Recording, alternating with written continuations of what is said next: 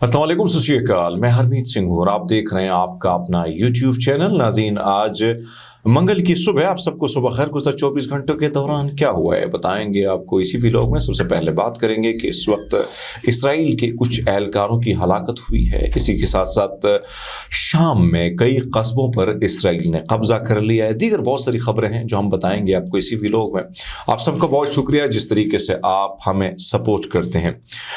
ये human rights international award है जो गज़ा के लिए मज़लूमों के लिए आवाज़ बुलंद करने पर मुझे मिला है। और मैं समझता हूँ अवार्ड जो है वो एक थपकी होती है आपके काम का सिला। हमने ये काम जब मैंने शुरू किया था, मैंने कभी ये नहीं सोचा था कि मैं मज़लूमों के लिए आवाज़ उठाऊंगा तो लोग मुझे इतना ज़्यादा प्यार देंगे, लोग मुझसे इतनी मुझे इज़्ज़त देंगे, लोग मुझे, आप जैसे दोस्त मुझे इतना सपोर्ट करेंगे। और फिर कई अवार्ड्स मुझे मिले हैं, लेकिन कुछ अवार्ड का मैंने बायकॉट किया। लेकिन ये जो अवार्ड है, मैंने उधर भी जब स्टेज पे था तब भी मैंने गज़ा के नाम किया। और ये उन गज़ा के मासूम बच्चों के नाम में करता हूँ जो सीनों पर गोली जिन्होंने खाई, जिनके यानी बचपन में उनके वालिदैन का उनसे साया छीना गया। जिस तरीके से हमने वो देखा कि उनसे यानी किसी की माँ जो है उसको गोलियां उनके बच्चों के सामने मारी गई, या माँ के सामने बच्चों को सीनों पर गोलियां मारी गई, खोपड़ियों पर गोली मारी गई। ये वार्ड उन तमाम तर मजलूमों के नाम है जिनके लिए मैंने कोशिश की है कि मैं उनकी आवाज़ बनूं। और शायद आप जब किसी के लिए आवाज़ बुलंदते और ख़ासकर मजलूमों की जब आवाज़ बनते हैं तो यकीन मुझे नहीं पता था कि मेरा नाम भी आएगा और बहुत पूरे पाकिस्तान से मेरा नाम भी शामिल होगा।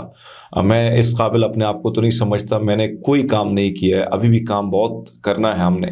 और मैं आप सबको भी ये अवार्ड का मुस्तहिक समझता हूँ कि आप लोग अगर मेरे साथ ना होते तो शायद मैं इस तरह एक्टिव भी ना होता। और इसी तरह क्योंकि आप लोग मुझे हौसला देते हैं, सो आपके हौसले का मैं शुक्रगुजार हूँ। और ये अवार्ड मैं गज़ा के मजलूमों के नाम करता हूँ।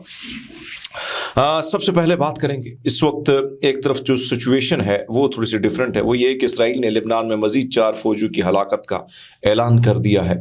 मीडिया के 4 इसराइली रिजर्व फौजी जनूबी लेबनान में एक मुश्तबा ऑपरेशन में हलाक हो गए। हलाक होने वालों में जो हैं वो उनके नाम है मेजर जो है एगोइनी, 43 साला जैकरोन याकूब, कैप्टन जो है सागी याकूब, रॉबिन शटाइन, ये शटाइन है, स्टाइन नहीं है, पता नहीं शटाइन है या स्टाइन है, जो भी है, 31 साला क्यूबिट्स लावी, मास्टर सार्जेंट जो है बिन यामेन दस्ता गुन से, 28 साला जो है बैत शमीश, सार्जेंट फर्स्ट क्लास अजीज़ बिन अफरीम, 25 साला रमदगान। ये कुछ नाम है। ये तमाम तर फौजी 226वें रिजर्व पैरा ट्रूप्स ब्रिगेड यानी 9263वीं बटालियन से वाबस्ता थे जिनकी हलाकत हुई है। और इसका ऐलान जो इस वक्त आप अपनी स्क्रीन पर भी देख सकते हैं, हम आपको स्क्रीन पर भी बाकायदा दिखा सकते हैं कि ये तमाम तर 4 जो है इनकी हलाकत हुई है उस वक्त गज़ा यानी लेबनान की सरजमीन पर। और जाहिर बात है कि वहाँ पर बहुत सारे सुरंगें ऐसी हैं, बहुत सारे बारूद ऐसी हैं, और शायद मामला ये है कि बारहा दरअंदाजी के बाद जो है इनको निशाना हिजबुल्लाह ने बनाया हो, क्योंकि बार बार ये दरअंदाजी करते हैं लेबनान की मुख्तलिफ सरहदों के हवाले से। इसराइली मीडिया ने इतला दी कि यमन से लॉन्च किया गया ड्रोन जो कल सुबह एक बिल्डिंग से टकरा गया। इब्तिदाई तहकीकात के बाद मिस्र के ऊपर से तवील रास्ता इख्तियार करने के बाद बहीरे रूम के जरिए इसराइल के करीब पहुंचा। तहकीकात के मुताबिक ये गज़ा की पट्टी के करीब इसराइली इलाके में दाखिल हुआ और साहिल के साथ शुमाल की तरफ याओनेव की जानिब से बढ़ा। फौजियों का कहना है, यानी इसराइली फ़ौज का कहना है कि ड्रोन को इसराइली फ़िज़ाई हुदूद में दाखिल होने के बाद मुख्तलिफ मकामात पर डिटेक्ट किया गया, लेकिन ये मुसलसल निगरानी नहीं की गई इसकी, और इसी वजह से फ़ौज ड्रोन के रास्ते की पेशगोई करने में बिल्कुल नाकाम रहे और ये बिल्डिंग से टकरा गया, जिसके बाद फिर ब्लास्ट हुआ है। अमेरिका के नौ मंतखब सदर डोनाल्ड ट्रंप का कहना है कि नेतन्याहू गज़ा में जंग ख़त्म करें, लेकिन फतह ज़रूर होनी चाहिए। अब यहाँ पे ये पॉइंट है कि ख़त्म करें लेकिन आप फतह हासिल करके। غیر ملکی خبر رسائی ادارے کے مطابق ڈونلڈ ٹرمپ نے ایک بیان میں کہا کہ میں کہنا چاہتا ہوں اسرائیلی وزیر اعظم نتنیاہو غزہ میں جنگ ختم کرے لیکن فتح ضرور ہونی چاہیے۔ نو منتخب امریکی صدر کا کہنا ہے کہ نتنیاہو پر غزہ میں جنگ ختم کرنے کے لیے ضروری دباؤ ڈالیں گے۔ لوگ 7 اکتوبر کو بھول جائیں گے لیکن یہ بہت پرتشدد تھا، یہ ہولوکاسٹ کی طرح ہے۔ دوسری جانب انسانی حقوق کی عالمی تنظیم ایمنسٹی انٹرنیشنل نے غزہ میں اسرائیلی مظالم پر ایک تفصیلی رپورٹ میں غزہ میں جاری فلسطین کے قتل عام کو نسل کشی قرار دے دیا۔ اب آپ دیکھیں نا کہ امریکہ کا صدر ہولوکاسٹ کس کو کہہ رہا ہے، یعنی ظلم کس پہ ہو رہا ہے، زیادتی کس پہ ہو رہی ہے، بربریت کس پہ ہو رہی ہے۔ اور یہی ڈونلڈ ٹرمپ جس نے غزہ کے نام پہ ووٹ لیا، جس نے عمران خان کے بیانیے کو آگے کیا اور وہاں پہ اوورسیز پاکستانیوں سے ووٹ لیا، عرب ممالک یعنی عرب اوورسیز یا دیگر اوورسیز مسلمان جو تھے انہوں نے ان کے ساتھ وعدہ کیا تھا کہ آپ جنگ ختم کریں گے، لیکن بیان آپ کے سامنے ہے۔ یہی دوغلا پن ہوتا ہے جس پہ ہم آواز بلند کرتے ہیں، لوگوں کے دوغلے پن کو آپ کے سامنے رکھتے ہیں۔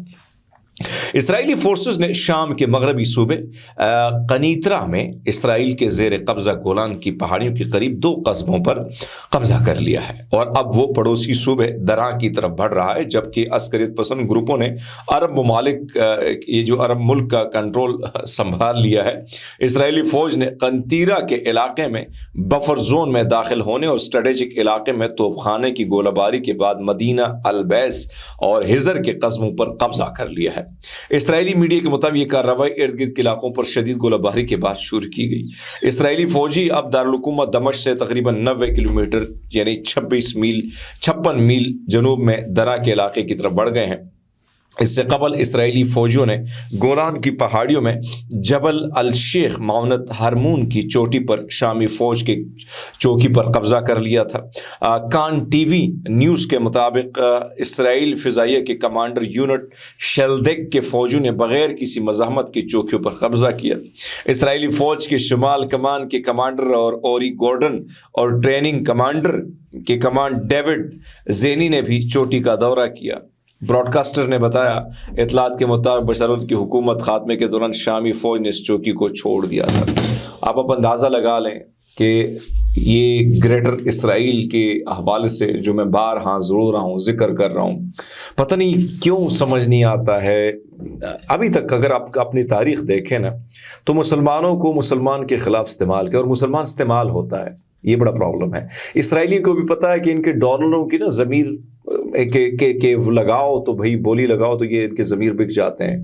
آپ مجھے بتائیں نا اب کس کو فائدہ ہو رہا ہے؟ بڑے لوگ جشن پاکستان میں منا رہے ہیں، دوسری جگہ میں منا رہے ہیں۔ میں کسی مسلک اور کسی چیز میں نہیں پڑھنا چاہتا، مجھے مسئلہ ہے غزہ میں ظلم کے حوالے سے اور میں آواز بلند کرتا جاؤں گا۔ مجھے کیا پرابلم ہے آپ لوگ اکٹھے ہو یا نہ ہو، لیکن اگر اکٹھے ہوتے تو کم سے کم غزہ کے لیے ہو جاتے نا۔